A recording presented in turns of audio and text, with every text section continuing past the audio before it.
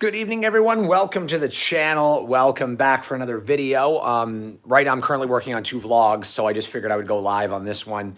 I still have one that I'm finishing up for tomorrow and one for the next day. So I just wanted to do this right here, right now, because it's been bothering me, and I wasn't sure I was going to do a video on this, to be honest. And then I ended up deciding, you know what, I'm going to do it because I want all the information to be out there. So I figured the hell with it, I'll do the video and explain everything. So what's going on, guys? Welcome to the video. As you guys are pouring in, I am going to go over exactly what's going on. Welcome, everybody. We have too many people in here to say everybody's name, but I'm going to try. What's up, Drew? What's up, Mitchell? And anybody else who comments, I will shout out your name if I can. What's up, Jeff? So we're going to get right into the video. What's up, Red Eye? What's up, Chris? What's up, Joven? Sneaker, Fish Sticks. Come on, brother. You got to be on support mode right now, not on bash mode, bashing me and stuff. What's up, Jeff, Chris, Lisa, David, Nelson, SRT Mac, Brembo Joe, 515 Mustang, Nick. What's going on, guys? So, what's up, Nick, Mac? Okay, so Daryl, just count everybody right now while we go on. We're in roll call right now. What's up, David? I want to get right into the video. So what's going on is that when I took delivery, I noticed some things that Ford had messed up during the assembly, and they're not huge, but they're also not very small either. They're quite noticeable and quite annoying to say the least. And so I didn't want to do a video on this. I really wasn't sure I wanted to, but I'm going to do one anyway. I figured, fuck it, we'll do this. These are not issues with the car from the dealer. These are issues, at least one of the 3 issues here is from manufacturing. There's no way it's from a dealership. So we're going to get right into it now. I'm going to show you guys the damage that the car has from the dealership or from the assembly line. And not only that, the defects coming off of the assembly line. What's up, Josh? So let's go to defect number 1. Okay, so this is the black painted roof. And of course, we got grabber lime green. Now, if you look at the roof, you've got these little dots. Do you guys see those dots? That is grabber lime overspray. Now, I know this because I ran a body shop for 8 years. So I know for a fact that that's grabber lime. Not only in person can I see that it's green, but that is overspray.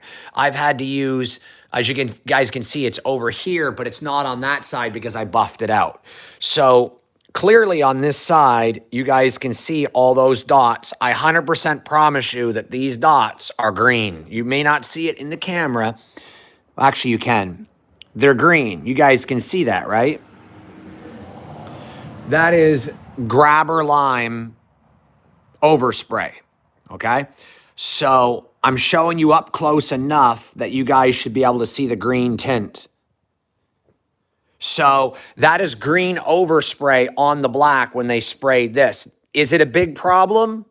No, it's not a big problem. I'm going to hit this with a clay bar and do some polishing. You guys can see I cleaned my garage, by the way. I just got to clean up the oil spill over here, but everything's been organized in the garage. I've cleaned it all up, and all my stuff is over there. I've got everything you can think of for polishing paint. So I'm going to hit the roof and see exactly what I can do with this. It's probably going to get lightly clay barred, then scratch and swirl removed, then a polish, and then F11 top coat, and that's no real big problem. So yeah, that's the Shelby Cobra right there. Sneaker, I'm from Detroit. We definitely probably messed this up. Yes, overspray, but I may have been sent out to tier 1 supplier and they did it. You're right. Maybe they did. I don't know. It's not a huge issue for me because I do body work and I've got all the stuff here. But for some people, this could be a serious issue. So I don't know exactly what's going on as far as the overspray. Now, as far as other things, you guys can see there are swirl marks here. I don't know where they came from, but I'm going to correct all that. Moving on to damage during assembly. The dealership, not my dealership, Whitmoyer Ford, but the dealership where this came from could have caused the damage, but it's most likely during assembly. So check this out. I already have this, I noticed this on delivery day, and the bumper doesn't quite line up flush. You guys can see it's not quite flush. It's got a chip here. You guys can see up close, it's got a little bit of a chip. And then in here. Now, there's no way a car that is a week old, that has 500 miles on it, is going to take damage like that from a rock. That's not a rock. That was there the day I took delivery. And you guys can see there's a scratch. Let's see if I can get it to focus. This phone just doesn't want to focus at all. There you go. You guys can see there's like a scratch going into the other scratch. So that was somehow done during assembly. There you go. So that was done at the plant, as was this, and the bumper doesn't quite line up. Now, I don't have any other issues that I can tell. Nothing. Everything else is fine. I don't have any other issues over here. You guys can see the hood lines up. There's no problem with the hood lining up, really. I mean, there's a little teeny bit of, you know, the hood could come down just a little bit right there, which I'll adjust, but there's no major problem with the car. Just the two things that I showed you over there and the overspray on the roof. As far as over here, it's perfect. Look. What do you guys think? Isn't that perfect fit and finish right there? That's really good over here. So, you know, as you guys can see, everything over here is perfect. So everything on this side looks good. So there's no other issues on the car. And you guys got to remember, these are hand-built. The GT350s are hand-built as far as, well, they all are, bumper assembly and stuff, but the engine's hand-built. I wouldn't be shocked if everything on this car is on a different line than the GT. I don't expect it to be perfect. I'm not really upset about this. I'm just being honest. I'm not angry. I'm just pointing it out. Fit and finish back here is good. Bumper lines up. You guys can see everything lines up. It's a little bit off here on the sheet metal, but you know what? It's a Ford. It's not a Ferrari. Pun intended. But in any case, you guys can see the fit and finish here is pretty good too. There's no problem. Over here, it's tucked a little bit. You guys can see it's just a little bit off back here, but not much. Overall, I think the fit and finish of the vehicle is good. It's just the one spot. I'm not a perfectionist about this. You know, I don't buy a car and expect it to be sitting on the Holy Grail podium and not getting dirty and not getting touched and it to be 100% perfect. Everything's man-made. Nothing's perfect. The only issue is the overspray and the swirls, which I'm going to take care of, and this over here, which I'm going to get touch-up paint. The only thing I don't think I can fix, well, the only thing I don't think I want to fix, I can fix it, but I don't think I want to, is the fact that this is sticking out, this bumper's not in. I'm going to get Ford to cover that under warranty because I shouldn't have to, and you guys can see it from here, I don't want to do anything about that as far as the fitment, because in order to access the bolts to seat that bumper have to be done underneath the fender liner, which means I have to jack the front end up, pull the fender liner off, loosen the bolt, push it in, and tighten. Is it a hard job? No. Probably take me 45 minutes. I just don't want to do that because it's a brand new car. Then again, the guys at Ford might just jack it up anyway. So maybe I just might do it because I don't know if I trust the dealership to do fit and finish. So maybe I'll just do it on my own. But you guys can see, look at that. The fit and finish is good. Everything lines up. There's no real issue. It really, the only fit and finish issue on the entire car is right there. That's it. Just that one spot. If I fix that, the car's 99.9%. It's good. It really is. I'm really not that picky. I'm just pointing out that one because that's obvious. And I wanted you guys to know about it. And anybody else who buys a GT350, don't expect the best fit and finish. Now, I will say Dodge's fit and finish on the exterior for my Charger, my Challenger, my Red Eye, of course, the Durango. The fit and finish was probably, I want to say, for my experience, I've only had this one GT350. It was probably a little bit better, although my Durango SRT didn't have good fit and finish. The hood never lined up. So I had the same issue with the Durango as I did with this car. So you can't really compare the two cars that way because I feel like they're about the same no matter what. They're both American-made cars, and they're going to they're going to have their little fit and finish issues. But it's not just American-made cars. I had a BMW, and the fit and finish on my 335i was fucking terrible. So it's not really just American cars. Anything that man assembles by hand, it's really hard to get perfection. If you're spending money on a Bugatti or a Bentley or a Rolls Royce, you're going to have good fit and finish. You're really not going to have good fit and finish on anything that's assembled in mass production. Even Audi and BMW and Mercedes, none of them have perfect fit and finish. I mean, I've been in them, I've owned a couple, and there was issues. So it's every car is going to have their own issues, all of them. I haven't owned a single car yet that had perfect fit and finish from end to end. Every one of them are going to have a little something that's out. Now, this bumper's not broken. It's not damaged other than the scratch. The problem is that whoever put that bumper together didn't push in when they tightened. And when you're assembling bumpers on a bumper line, or on an assembly line, should I say, and they're coming across, you're basically tapping the bumper in and then you're screwing it. So I guess when the guy tapped it, went to screw it in, it didn't quite line up and he's in such a rush, it just went by and it didn't get done properly. So this is probably a 30-minute fix for me. So it's not a big deal. It's just, I mean, it sort of is that they couldn't get it right, but it's not something I'm going to lose sleep over, to say the least. So I'm going to look at comments, make sure I'm not missing anything, and I'll show you guys one more time on the roof. The Ford dealers are pretty cool. Whitmore is really good to me. I appreciate that, guys. The comments on the car. Yeah, for the price they want, it should be a little bit better. It must have been assembled on a Friday at 4:50 p.m. Yeah, mine was a Friday car. I wish it was a Wednesday car when everybody was doing their job perfectly. That's for sure. Yeah, the Altimas didn't have good fit and finish either. That's not junk. Ford's not junk. They have a lot of nice cars. I'm just making sure I'm not missing anything. Seeing the same problem with the bumper, the Durango. Yeah, exactly. Yep. What's up, Orange Crush? Welcome to the live stream. Greg, yeah, I don't think the Raptor is junk at all. Thank you so much for the super chat. I sincerely appreciate it. 500 yen right from Japan. Banzai! I had to say that. I love Japanese culture, though. It's actually my favorite culture in the world. I love Japanese culture, their cars, the food, everything. When this whole thing going on in the world comes to a close in the next year or two and things are back to normal, it's my goal to make it to Japan one time. It really is. Yeah, I'll give you guys a cold start if you want. I must break you. Ivan Drago. What's up, Ivan? Welcome to the live stream. So I'm going to show you guys here. The mirrors actually look really good. Look at this.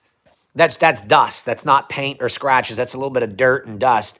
But I'll wipe it gently because it's got a protectant. You guys can see they're good. The mirror doesn't have any swirls, nothing. The spoiler is pretty good. There's maybe one or two swirls, but overall the paint's in good condition. It was just the roof with the paint spots and just that spot over there on the car.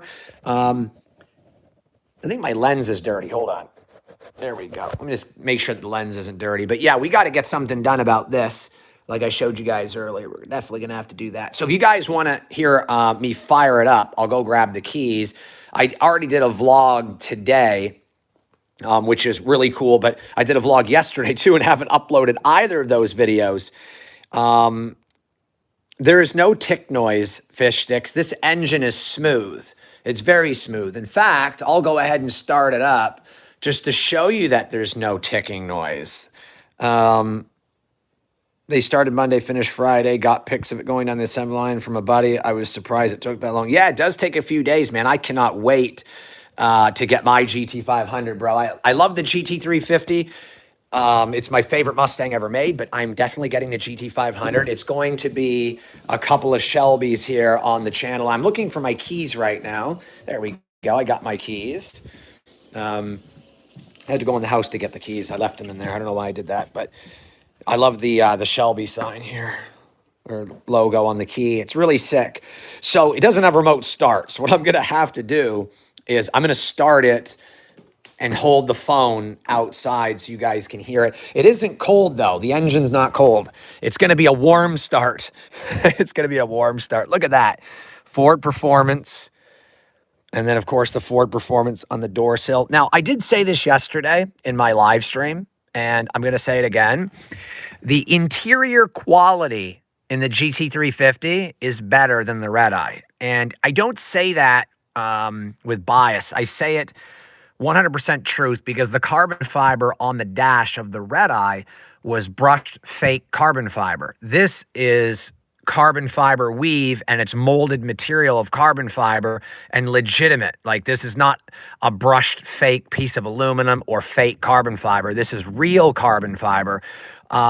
Overall, the interior is of much better quality than most cars I've been in, and I think it's slightly above Dodge. Like, the Alcantara steering wheel, the shape of the overall steering wheel is just better. It's not as thick as the Mopar, so you have a better grip on it when you're racing. It's overall just a little bit better of a steering wheel, but I do like them both. The seats are by far better in the GT350 than they are in the Red Eye. Not even close. They're much better in the GT350. Like I said yesterday, the infotainment system is a little better in the Red Eye or the Dodges, but they're pretty damn good in the GT350. So, yeah, you guys can see it's much different than the previous Mustangs. When you're driving in this car, I feel more like it's a race vehicle because the center console is up higher.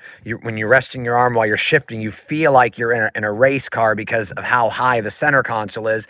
They even have the stitch center console in the 2019 and up. So overall, like I said, the quality of the interior is just a smidge better in the GT350. It also comes with its unique chassis number. The dashboard and stuff like that is pretty standard. I would say it's about the same as the Red Eye. There's just certain things in here that are better than the Red Eye.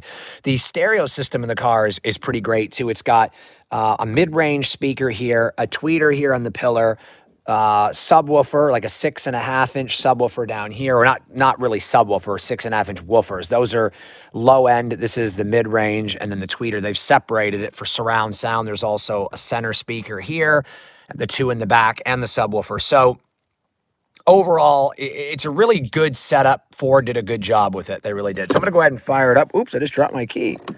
There we go. I got to get some new ones here. This one says Mopar no car, but I got to get new Driveway Demons key tags that say Venom. Venom kills, and like leave an empty space or something. There's not much difference, fish sticks, than an R and a regular 350 now, because I've got the 350R, timing chain sprockets, coolers, chain guides, everything is from the R. The only difference between an R and this car right now is the wheels, the seat delete in the back, the exhaust, which really doesn't matter because I'm doing an exhaust mid-muffler or resonator delete anyway. So the only real difference, functional difference, is the wheels, the spoiler, the suspension's just a smidge stiffer. But when you're running track mode in this, it's almost as stiff. So it's just a little bit different suspension and the wheels and the seat delete in the back. And it's lighter because of the wheels and the seat delete by 80 pounds. That's the only real difference. So, and of course, I think the Brembos are painted red, but that's just cosmetic. I think the Brembos are a little bigger in the front. I think they're, I want to say they're 15.4 on the GT350 and they're 16 on the R. I could be wrong. Got to look into that. But yeah, the carbon fiber wheels suck anyway, and I'm going twin turbo, so it's not gonna matter anyway. So in reality, I've got everything the R has with the exception of the wheels and the seat delete and the exhaust. Not a big deal. In any case, I'm gonna go ahead and fire that up. You guys can see I've got the heads-up display up there for the TAC, which is really cool. Ford Performance. I really love turning the car on and looking at that Shelby Cobra right there, that logo with the 350, and it says Ford Performance. It's pretty sick. I like that. It's a nice touch. I'm going to fire it up. I'm just going to make sure that we're in track mode. See, there we go. There we go. Come on, get out of the menu. There we go. So I can switch it over to any mode that I want. I'm going to put it in track mode. And the reason I'm putting it in track mode is so the valves won't close when I fire it up. See? I'm going to stay in sport. And here we go.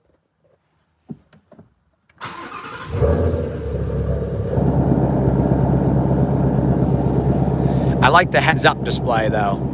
When I rev it, you guys will see it move.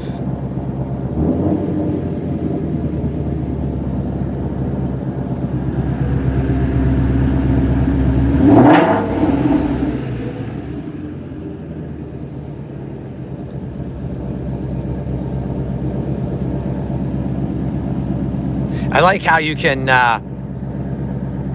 close the exhaust. See, it's nice and quiet now.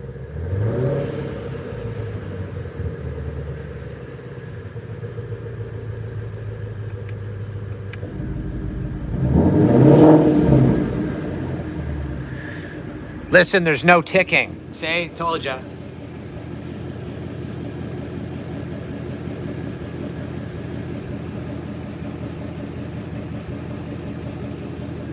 No engine tick whatsoever. No motor boobs shit here. Blowing engines and shit like that. Listen, I'll even show you guys closer.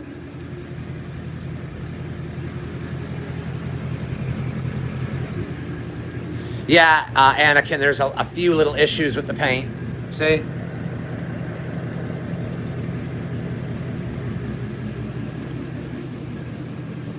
Even got the snake logo on the bottom, the little cobra. I like the lights here. They're really nice. So,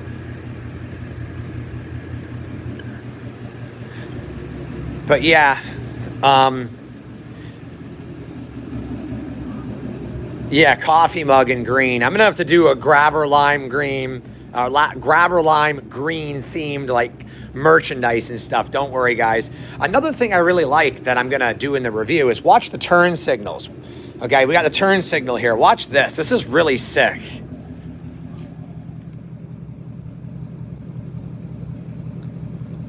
I love that. I really do. That is so sick. The sequential taillights.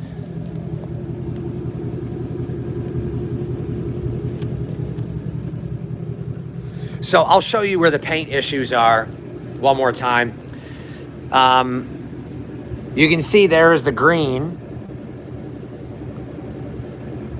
The overspray, the green overspray from the factory. You guys can see that right there. And then, yes, you can shift easily with drinks in the cup holders for sure, yep. And then there's the scratch there and a scratch there, and the bumper is not lined up. So if you missed it, there you go. Thanks, Orange Crush. I appreciate it, brother.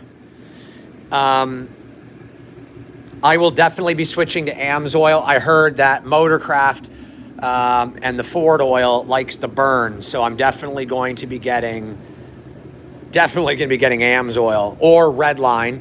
And I recommend Redline. I'll show you guys just some of the stuff that I used to use. Let me get back here. I even got some of the old BMW stuff from when I had my Beamer. This stuff right here.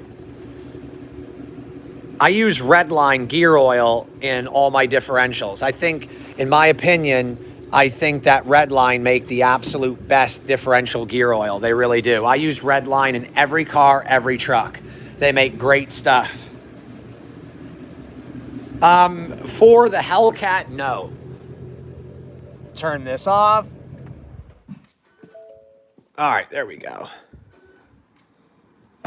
The Hellcat uses 0W40 Pennzoil Ultra Platinum. I can't go against that oil because I had nothing but good things to say about it in all three of my Hellcats right here. This is definitely what I recommend for Hellcats. You want to use this if you have a Hellcat, a Demon, or a Red Eye. So definitely look into that. Get that oil. Yeah, the race with Street Speed is going to be pretty epic. I really think it's going to be a lot of fun. He makes 495 horsepower. I make 526. I weigh about 50 to 100 pounds lighter. Oops, sorry about that, guys. I weigh 50 to 100 pounds lighter, but I also have 26. I have like 31 more horsepower. So I think it's going to be pretty close. With me having more power and a little bit less weight, and him having an automatic, I think it's going to be a very, very close run. Like, very close. I can't wait to do it. I can't wait to get it on. Yes, there is a snake symbol on the ground, Orange Crush. It comes from the mirrors. Get the turn signals up front to match the running lights. Look awesome. Yeah, I may look at doing that. That might be a good idea to do that. So like when I open the door, and I close the door. There we go. It's projected from the mirror. It looks even better on this side because the light is not as prominent on this side. So you can see it even in the dark if I turn the lights out. There we go. So the car looks pretty sick. I appreciate that, Ryan. I really do, bro. But yeah, I just think it looks awesome. I think those snakes look really sick. I really do. It's a great car. It really is. It's other than those fit and finish issues, I think it's really a great car. So yeah, that's the video for today. I wanted to put that out there, that I got a couple of issues with the car that I plan on fixing. Like I said, I'm going to hit up the roof and polish that and give it, you know, some good shine, get the swirls out, get that paint off. And then I'm going to hit it with F11. And then I'm going to go ahead and get some touch-up paint up there and fix that thing up in the front bumper, whatever that little mess is that Ford left me. I'm going to fix that. But other than that, I really do have to say that where Dodge dropped the ball was the tires, and Ford got it right. So these are the Pilot Cup 2s. They're AA traction rating, and they're for road course. These are basically Michelin's tire that are the equivalent of R888R from Toyo's, except these are quieter and smoother on the highway. I'm not exactly sure for traction if they're better than the R888Rs. I just know that they seem to be just as good traction-wise, but they're quieter and smoother. The ZL1 is definitely fast.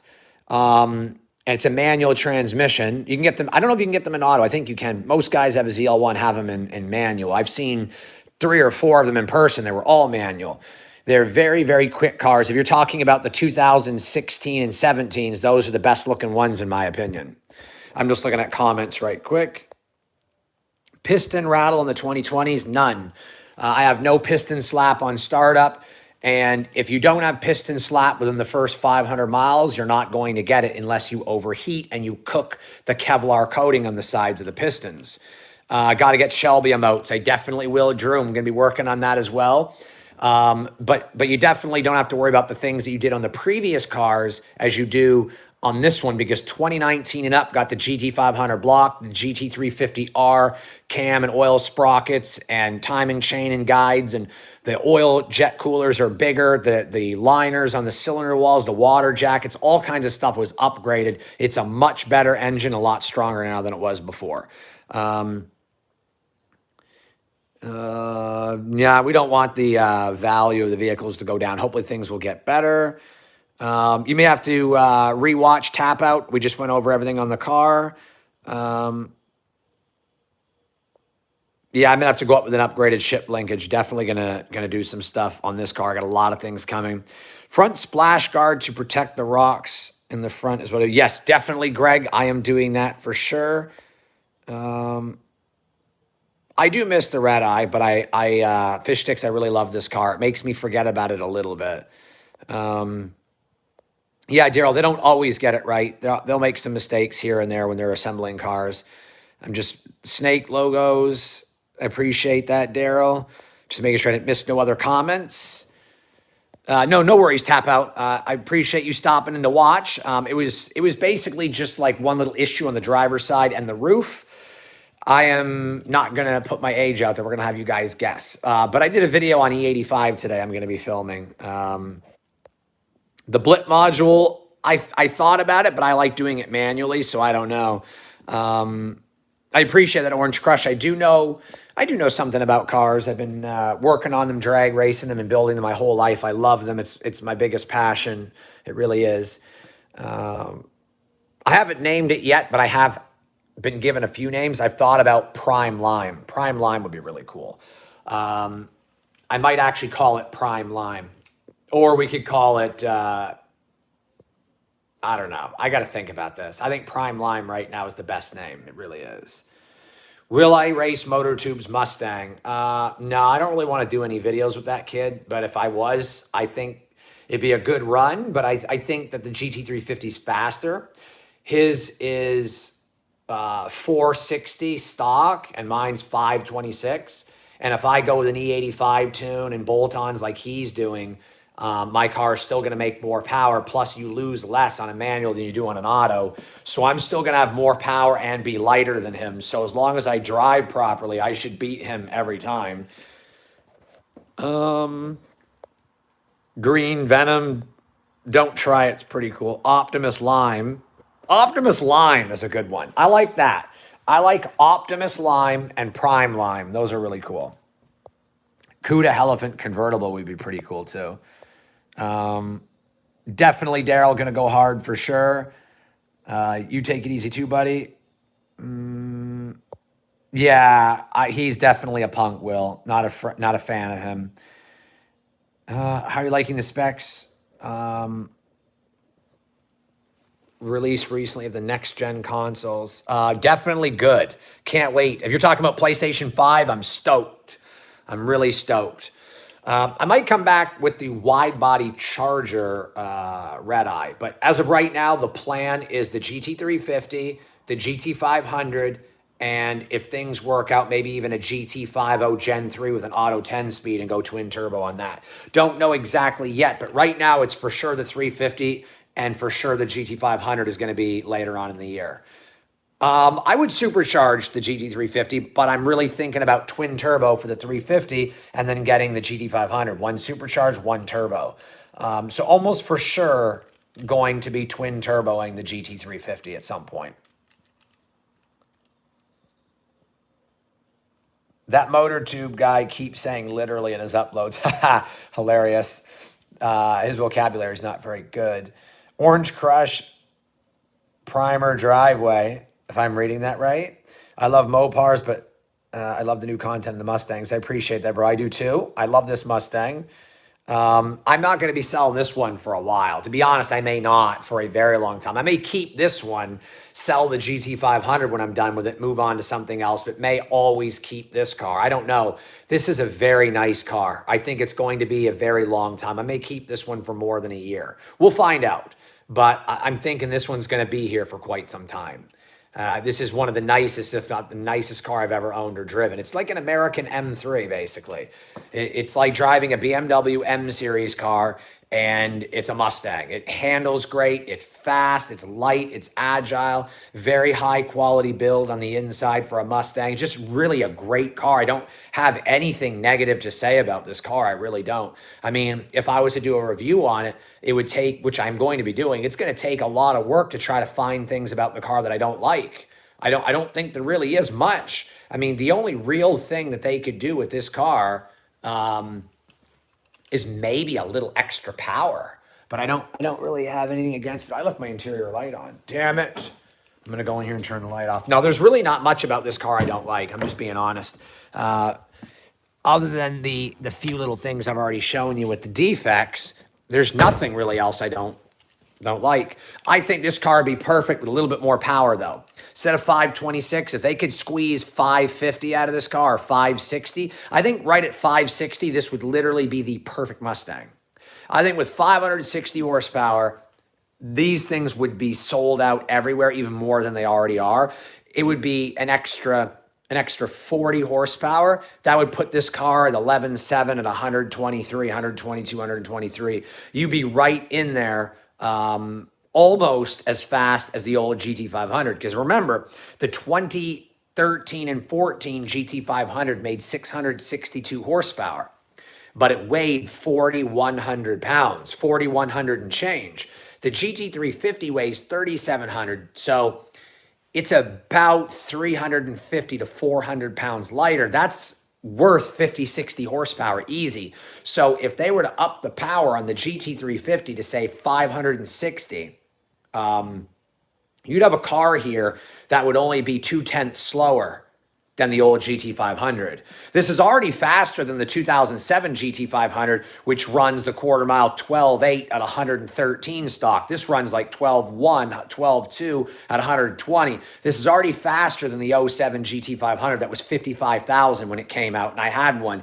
Then you got the 2011 GT500, which was 550 horsepower, and that one ran like 12.2 or 12.3 at 118. This is a smidge faster than that. This is almost as good as the GT500 was before the new GT500 came out. And if they were to up the power on the GT350, just a little bit, like I said, to 560 or maybe even 580, you would have a car that was faster than the GT500 from 5 or 6 years ago, which is really what I would like to see happen. This car would be almost unbeatable in any circumstance with 580 horsepower. Now, granted, when I do the E85 tune on this, that's worth about 50 wheel. So this car is going to be about 590 crank, 580, 590, pushing 6. So it's going to be a mid 11-second car at 125, which is really all you could really want or ever want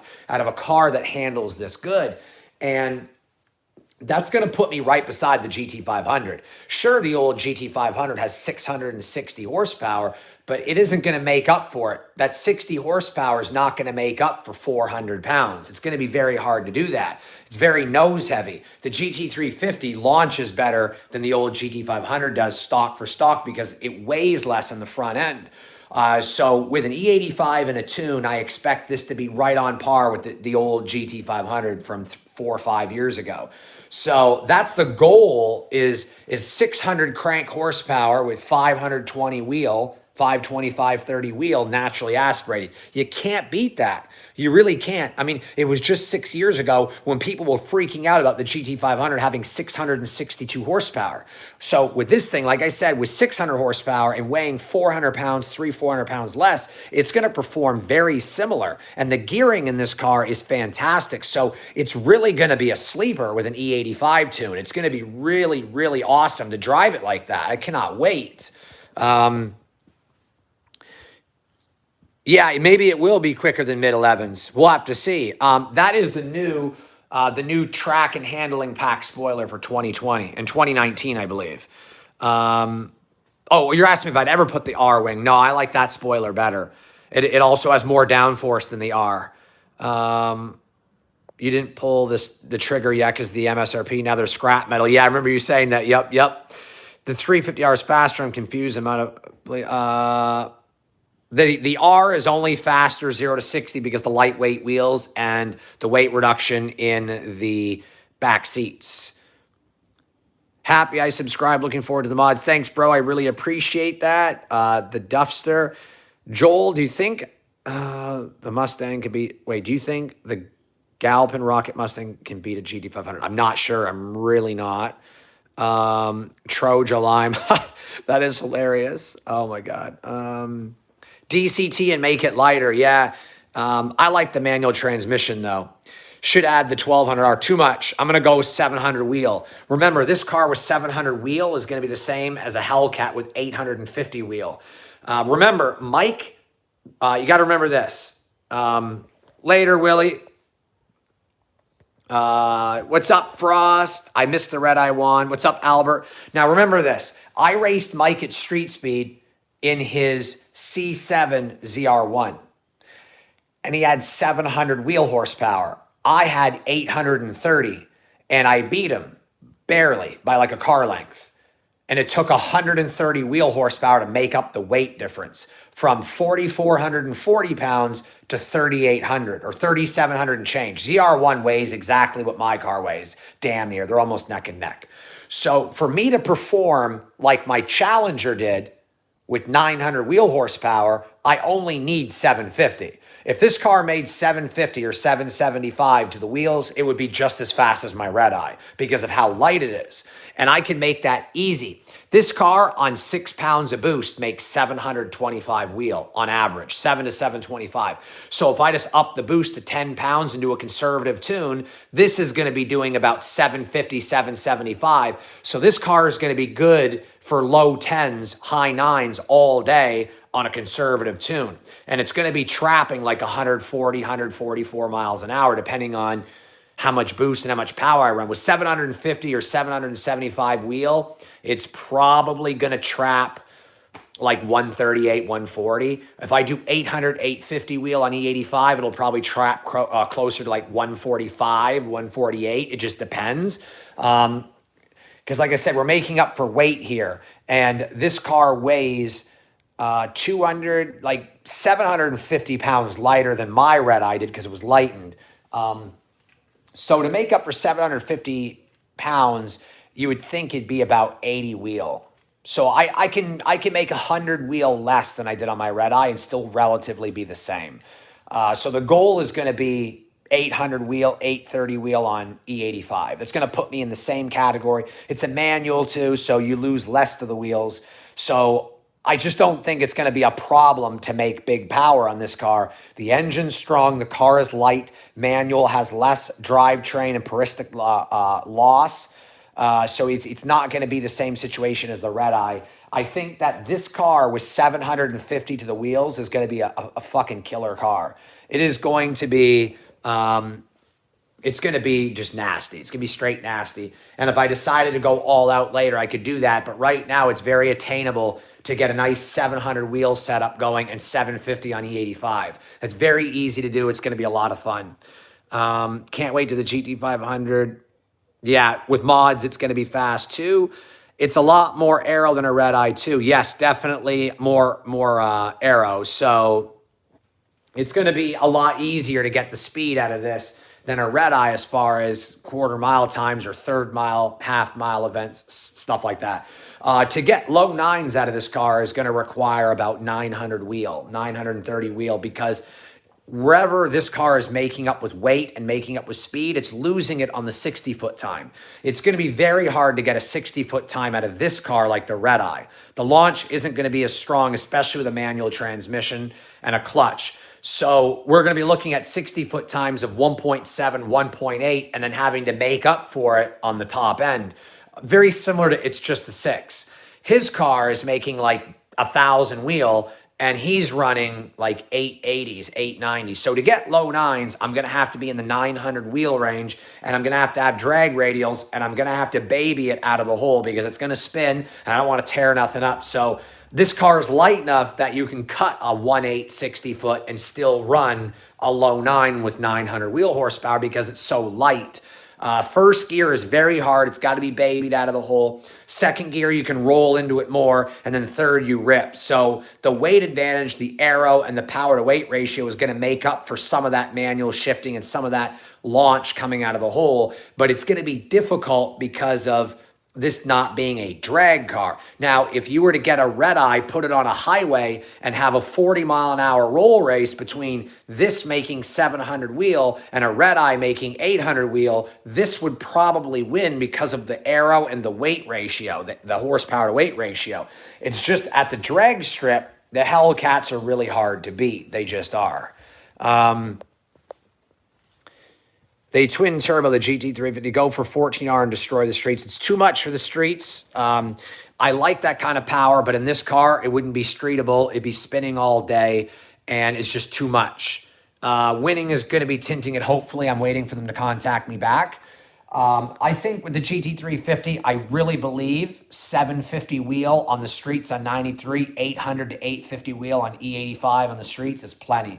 That is going to put this car in the mid-nines easily. As long as I get good tires, drive it right, and learn the car and learn how to drive this car, this is going to be a mid-9 second car. It's not going to be that hard to achieve it. It's already on just E85 and a tune naturally aspirated. It's already going to be mid-11s. So adding 300 wheel will get it into the nines. High nines, mid-nines, it's all going to depend on my driving. Are you still doing content with Josh? I might at some point or another. I think you mean Josh over at HHP, right? I'm just making sure I'm not missing. I'm doing track trials. I'm doing road course stuff for sure. Just making sure I didn't miss no comments. Double or triple clutch plates do you have in your car? I'm not 100% sure. I think it's a double. I could be wrong. I'll have to check. Send motor boobs a bra for Christmas. Oh my God. I'm going to be doing some stuff on the car. Banners, maybe. Windshield, maybe. I'm thinking about it, but not 100%. Oh, Josh Laurent. I actually going to have to message him again and see if he wants to come out. He should come out and race me in his Scat Pack. Who do you guys think would win that race? a stock Scat Pack or a stock GT350. 4,300 pounds and 485 horse versus 3,700 pounds, 526 horse. I think it would be close because of the manual shifting. If I drive really good, I think I'd walk them a little bit, but I don't know. I mean, I could lose. You never know. You never know what's going to happen on the streets. Could miss a gear, could spin. I think it'd be pretty close, though. It'd be a fun run. It definitely would. So have to get Josh Laurent out here. Oh, he makes 500 wheel, huh? That's going to be a little bit tighter too. I'm definitely going to be tuning and doing E85, so we'll definitely have some fun. 98 Cobra convertible and think about supercharging. Yeah, you could do that. Put a roll bar in it though. Put one of those roll bars that came in the 03, 04 Terminator Cobras. Get a roll bar and you'll be good. I definitely wouldn't do a convertible without a safety roll bar across the driver and passenger seat. Go look up the 03 and 04 convertible Terminator Cobras and definitely do that. It's safer. Motor Boobs disrespected Josh. I felt bad for him. Yes, he did for sure. I don't like how he treated Josh. But yeah, guys, that's going to do it for this video. I'm glad you guys stopped in. Thank you so much for watching. I really appreciate it. You guys can join. The membership levels are right there. The join button's below the video along with all the merch. Support the channel by sharing this video, sharing the channel, liking, commenting, watching the video once it posts to YouTube. Check out the merch, like I said, and there's a lot of members in here right now. If you join, you not only support the channel, you get exclusive stuff like early access to videos, members only live streams, members only posts, discounts in the merch store, and even more so, you get wallpapers and posters and stuff of the car. So really good stuff there, guys. Thank you so much to everybody in here that stopped in to watch. Thank you so much. I got another live stream coming on Sunday, most likely, and 2 more vlogs over the weekend, and then the mods are beginning, so lots of good stuff. Thank you so much for stopping in, guys, and checking out the GT350 yet again. It's a beast. I appreciate it, Michael Corleone. So thank you so much, guys, for stopping in. Love all you guys. Driveway, Demons, family, everywhere. And we'll see you on the next video. Take care, guys. Have a great night and be safe.